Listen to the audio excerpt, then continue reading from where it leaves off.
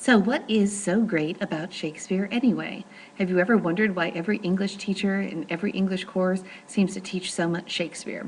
Well, today we're going to talk just a little bit about some of the things that have made Shakespeare's plays last for so many hundreds of years and in so many different formats.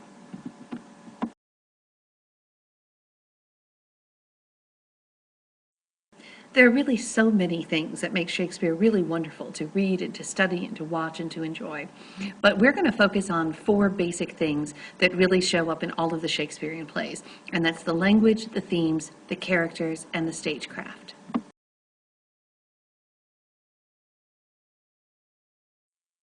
We've already talked a little bit about some of the poetic language that Shakespeare used when we talked about going to see As You Like It. So you understand some of the concepts of iambic pentameter and some of the imagery that can be used. And then the way that Shakespeare would shape the language to mirror the character and the situation was really phenomenal.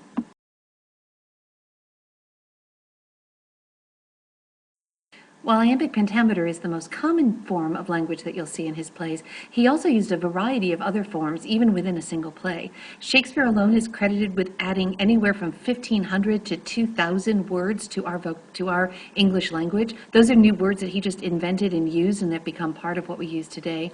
And then also the famous quotations. As many of you can recite some of these, they show insight, incredible discovery, and just meaning that have stuck with people for hundreds of years.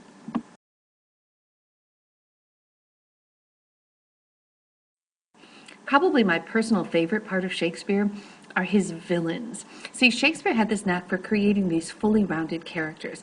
Even his heroes are not always heroic, and his villains, very few are all evil. They always have some interesting motivations and some really understandable things. Even the royalty and historical figures became very accessible to people as Shakespeare wrote about their real struggles and things through the plays.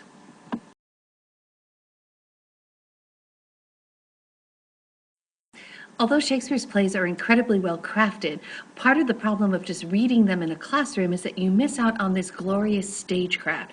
Shakespeare understood how to please an audience, and he understood that the people who were going to see his plays were everything from the most poor of the homeless folks in London to actually the queen herself and eventually the king himself as well. So he knew how to put something in there for everyone, how to balance that suspense and that tension and keep you wanting to see the end, and how to blend the concept of pageantry and spectacle, really cool things to look at on the stage, with really good introspection, really great character interactions, and this poetry that we've talked about before.